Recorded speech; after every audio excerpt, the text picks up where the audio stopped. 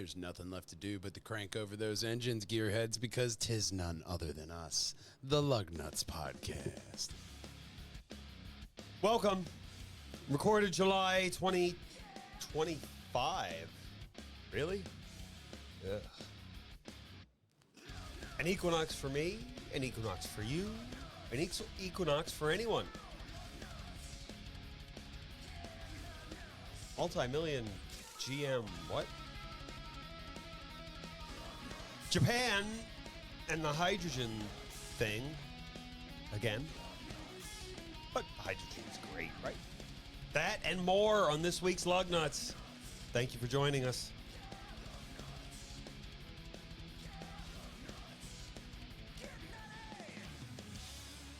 Enjoy the show. And we want you to drive on, Lugnutz, right on over to our website here, facebook.com/Lugnutz Podcast. And that's where you're going to find all of our perch hangers and wall hangers content here for Lugnutz, as well as our main website. PJandwh.com,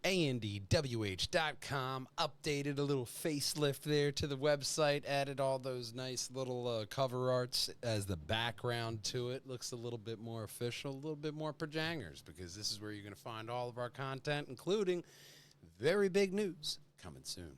A lot like this first story. Sidebar aside, when we see a deal, we like to let you know as well. Chevy Equinox EV lease and finance is an amazing. So for Chevy EV LT, with this one in Washington, D.C. for $10 per month. Wow. With a down payment of $2,500. Jesus. That's a deal. Do you ever think Henry Ford is just sitting over there like, I never thought you'd get down to $20? Scroll up. You can see it's about $94 a month lease. Something like that. That's a really good price. Yeah, they got If you really just need a vehicle, well, 4 wheels and a motor. it is an EV, so Yeah, I mean, they got like $97 a month, $100 a month for that's. You're great really in the cheap. warm months. I mean, that's really cheap. You know, especially it's a nice looking car. Of course, you show off the blue. Blue is also a very nice color to show off. You know, if you're gonna have a car for $100, that's a good color. That or red. Yeah, they're discounting it on top of the $1,750 cash at lease allowance. $1,250 off for Costco members. Oh, look at that, Costco saving 24 you money. months, 10,000 miles per year, which is a lot of time charging a long time in the winter. See, that's good because normally Costco people are like vegans. They can't wait to tell you that they go to Costco. This one seems like a two-edged sword. Okay. It's fine except for the 3 months when it freezes. Well, yeah. It's a great, fantastic deal except for the 3 months As long when as you can't you don't charge it. need it at that time. Like As maybe you're long rolled up. as you don't work when it's cold. Yeah. Yeah, if you don't work when it's cold, then you're fine. If you're a farmer who doesn't go out when it's cold because your tractor's an electric tractor, then this would be a perfect car for you. Right. Because you can't get to the tractor because it won't charge because this won't charge. And it lost its charge because it's too cold. And if you're in England, this is like the one day that it's not raining that you had to get to your tractor. Wonder if they'll offer battery heaters at some point. I mean, Charge your car. but I don't think so. I think that because of anything with batteries, you want to keep the temperature regulated because anything with heat will add more resistance, and that's when you get fires. So Yeah, they're just that's fucked. Probably why. Unless you get something, you know, I don't see that happening. At least there's no with engine EVs. block to heat like in the diesel engines. And Yeah, you just heat it up. It runs off of that shit. Compress that shit. But oh well, if you're in a place that's warm all the time and you want a car for what did I say earlier? $10 a month with something due down. Yeah, like $1,700. Really you know? good. If you're in some place that's warm and has a lot of charging places with a lot of activities for free time when you're Like we said waiting last week, hours Europe. and Well, hours I mean, to charge. if you're in the U.S., that's where this deal is. But if you're in like a Europe-like place, like Boston, Get one of those switch portables for when you're sitting Yeah. at the Charging electric station, charging yeah. station. Breath of the Wild. Well, you could got that charge 16 your hours. you could charge your you could charge your Play portable while you charge your car. Tears of the Kingdom. That's the second game was. I was trying to think of that all day, but you could play Breath of the Wild and Tears of the Kingdom, and then you may actually be done charging by the time you beat both of those games. It was $45,090. Delivery discounted $36,974 on top of the $17,500 cash and the Costco and the Wow. all that. Yeah, that's a lot of So that's a lot of once discounts. you get it down, it's about $25.99. That's not bad. It's getting the EVs down into that easily attainable market. $10 a month. If you don't have somewhere to go in the cold months, if you only need it for a little go around town grocery getter, then I'm maybe sure why not. Well, this car will be fine as long as it never gets cold. Yeah, I mean, like if you're like in like California or like Arizona, well, no, it gets cold at night. If you're there. a Sioux living in the top of the world, it's probably not going to work out. No, not there, and not in Alaska, but maybe somewhere. Like this next story. Welcome back. Although, if you watch it as a podcast, it might not make sense. Right. But we're all about sense here. In the land of China, they're making vehicles on their own. There was a day when they were just stealing everybody else's stuff, but now they're working on something else. The Chinese auto market has surprisingly grown rather quickly. October 2023, Chinese automaker Chery ordered engineering supplies to travel on short notice to the proving grounds of Shandong in the Shandong province. Is it Zhaoyao? Zhaoyang, Shandong. The Shandong province is where they're and planning on overhauling Zhaoyang. the suspension and steering for the new Chery Ahmad 5 SUV. Oh, okay, Chery's. For the European market and their global expansion. Sure. I've heard some reviews on this, and people are surprised by these things. Right. I mean, it's China, so it's what are you gonna do? It's they're leaving everybody in the dust technology-wise. Sometimes when you look at all that They say stuff that comes online. This car offers disruptive speed and flexibility for Chinese automakers. Well, disruptive speed for speed? them? What is disruptive speed? Yeah. Like, are you going? How we will take down the West? We're going to give them too much speed. Let's make the cars too fast. Like, and what's they'll all disruptive? kill each Are you other. going 45 and a 25? Like, is that disruptive, or is it like what type of disruptive obnoxious? are we working Like, with? are we working with a fart can in the back? Like, what is disruptive to you? Well, it would be the rising Chinese auto market with Chery, which oddly sounds a lot like Chevy, doesn't it? Yeah. At one point, I do think they did help themselves to looking at a few Chevys. Yeah, At kind of. some point. The certainly name looks the same. But the average age for these cars for domestic sales is 1.6 years. They expect the car to last 1.6 years before you have to get rid of it and buy a new one. So they're what? Whereas they're doing the cell phone method? Kind of, sort of. Whereas the traditional foreign brand is about every 5.4 years. Right. So about every time you can pay it off, we would like you to buy a new one. Right. I don't like that idea. No, I don't like that at all. I mean, Jesus, that's how you just end up getting flipped over end. and get, you end up having essentially a whole bunch of money whenever you try to purchase a car. You got like a Sherpa backpack on you because you already got so much money you're carrying over on it. Well, the 1.6 years has something to do with the Chinese auto market. It's because the Chinese have such a massive lower class and such low manufacturing costs. They're taking advantage of all of that. So for every 1.6 years, so every 2-ish years, they want you to buy a new one, as opposed to every 5 or 6. So that's like annually, every time you roll up your phone, you're getting hit with a new model because they want to advertise it to you because, we got that. It's 1.6 years. Oh my gosh, you need a new one. And every 2 years, they're shaving years off the development cycle of a vehicle. So, because they can.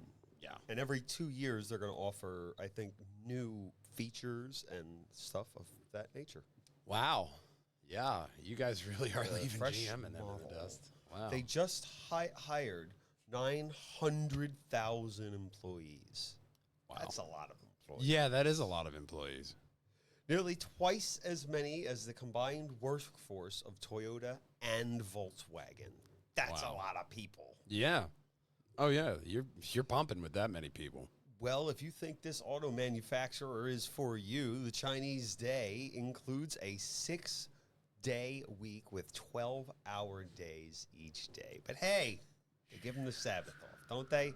You get Sunday, just like the auto industry. Hey, that's when you go to church. That is the auto industry. Grandfather law in Pennsylvania. That's why I was like, I'll work only in Pennsylvania. I like my Sundays off. 6 days a week, 12-hour days. That's a lot of hours. Oh yeah. At least they're being honest with you and saying, yeah, we got 12-hour days. Not, we start around here. You end when you end.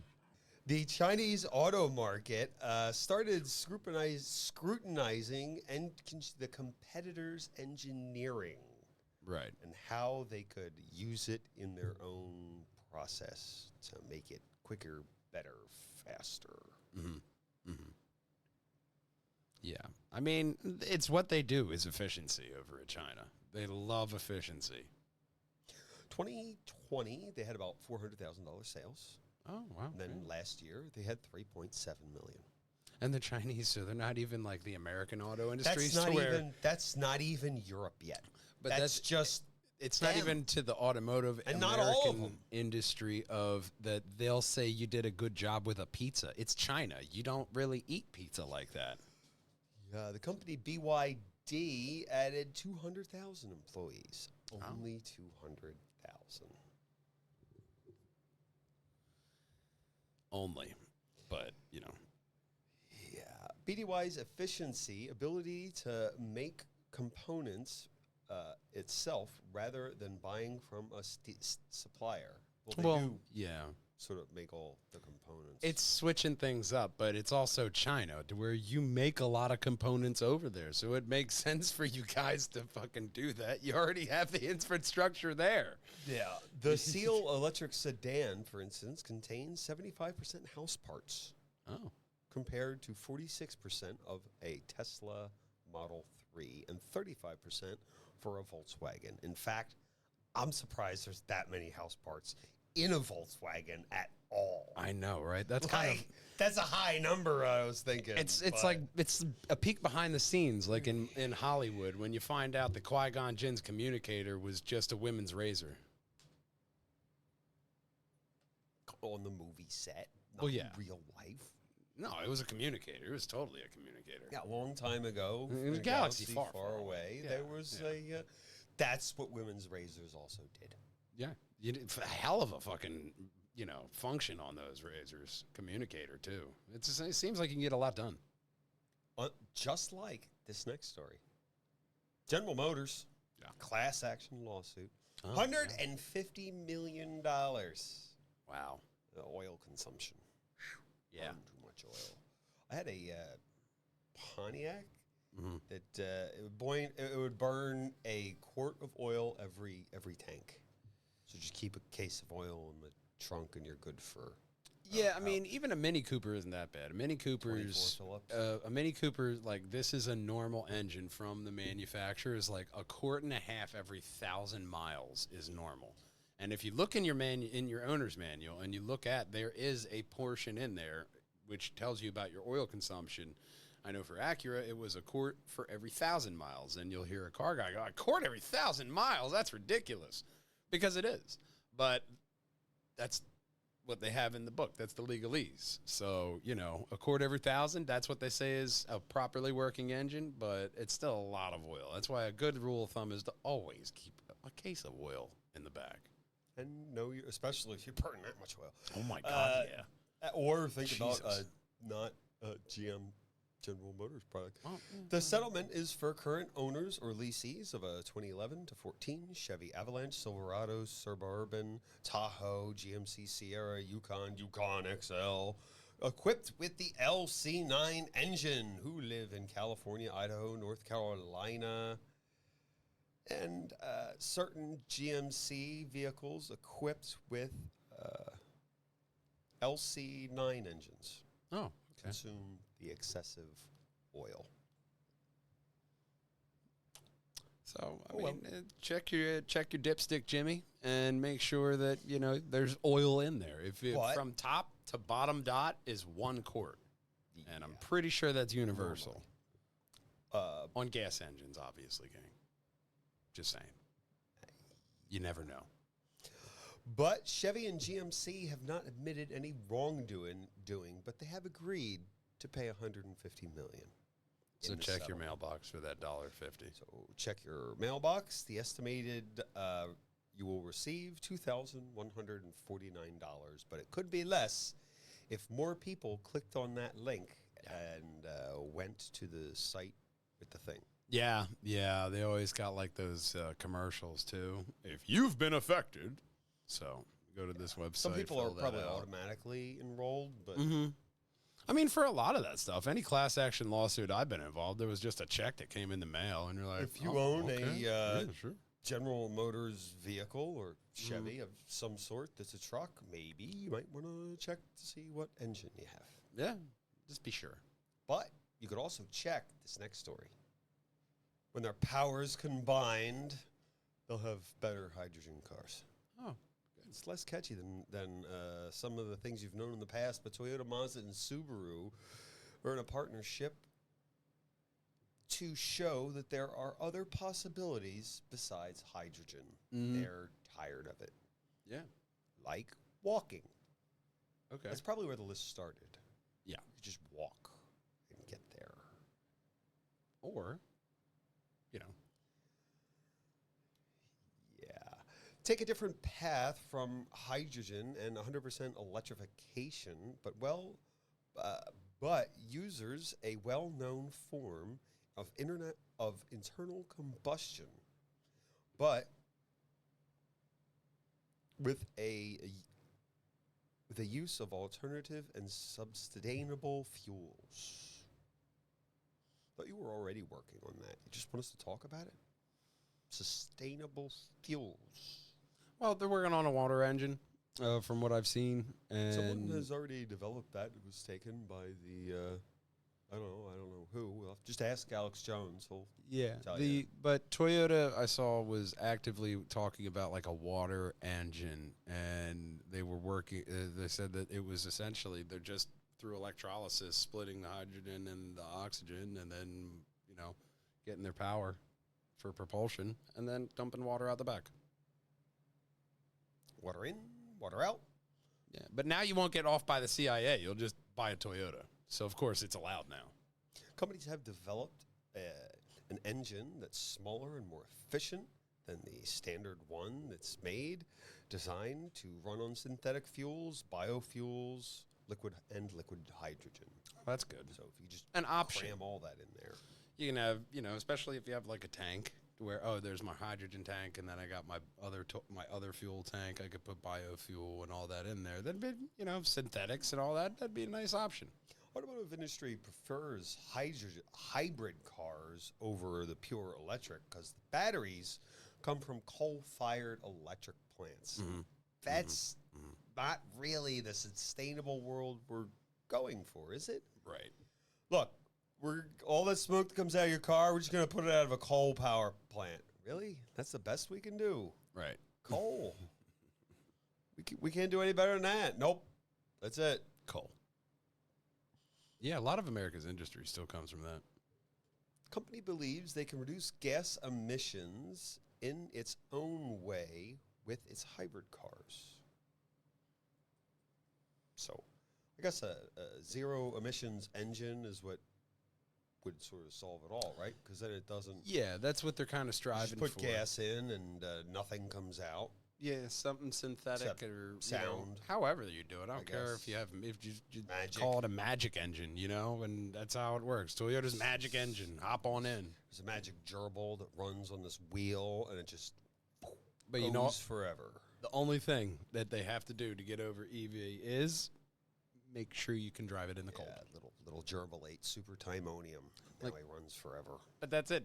If he runs in the cold, you'll still beat that EV, still sitting at the charging station, and that's how you win that race. They also breed like mad, and they'll disrupt your ecosystem and kill everyone on the planet. But good luck. Or we could find another alternative fuel. Sure. Or we could look at this next story. Porsche is expanding. Oh. New 911 Carrera 4S as a coupe, cabriolet, and a Targa 4S, totaling 6 sports cars that are now available with all-wheel drive. Oh. All-wheel drive Porsche all around. That would all-wheel drive Boxster would really change the whole everything, wouldn't it? Oh, yeah. Because Porsches are legendary for, if you get in it, it's trying to kill you.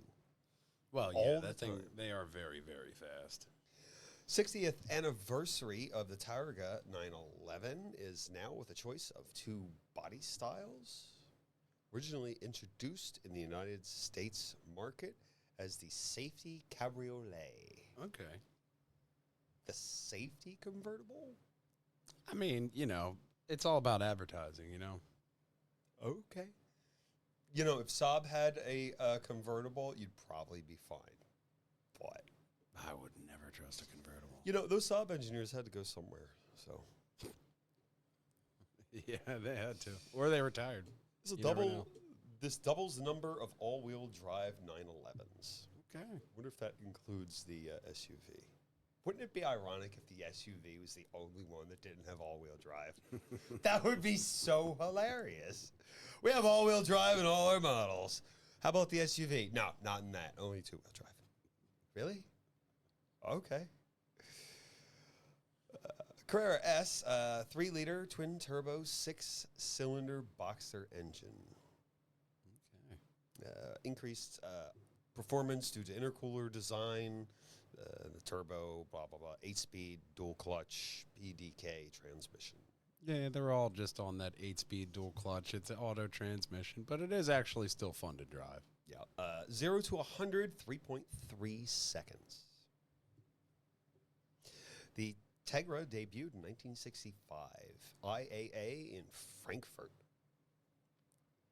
Dubbed the Safety Cabriolet, which we covered.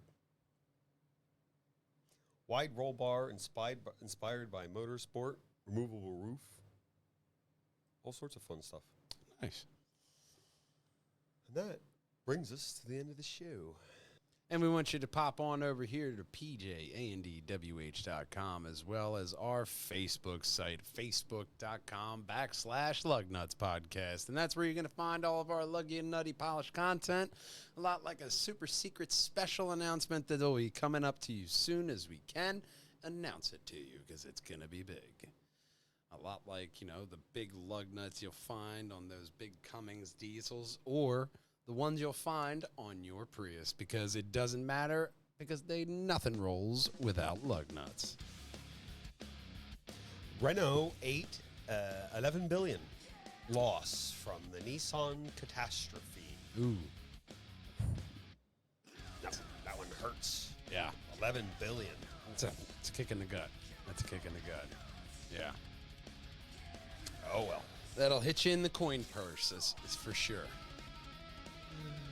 That's rough. Hit you there, hit you in the manufacturing department. Yeah, and a lot of layoffs.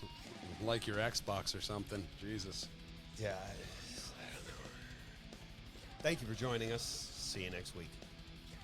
And as always, we say, we love you, we miss you, and we want to see you then. Drive on, Lugnutz. We'll see you then. Bye-bye. How about Hulkenberg? I know, man. Wow. That is one thing I didn't think we would be talking about a Hulkenberg podiuming on an F1 corner, you know? I mean, wow. That was impressive. It was cool, though. It was a good race. You know, Silverstone's always a really good track, and it was impressive. I thought it was a good race. I mean, it was nice how they had the classic London rain. Okay, sunny. Yeah, surprising rain and then sunny. It's as English a race as you'll ever. You know what I mean? Like, you can't help but love it, you know? It's a great race. A lot of turns, a lot of action there with people being taken out. Romeo is all about it. But Verstappen, not a good day. Not a good day for Verstappen there.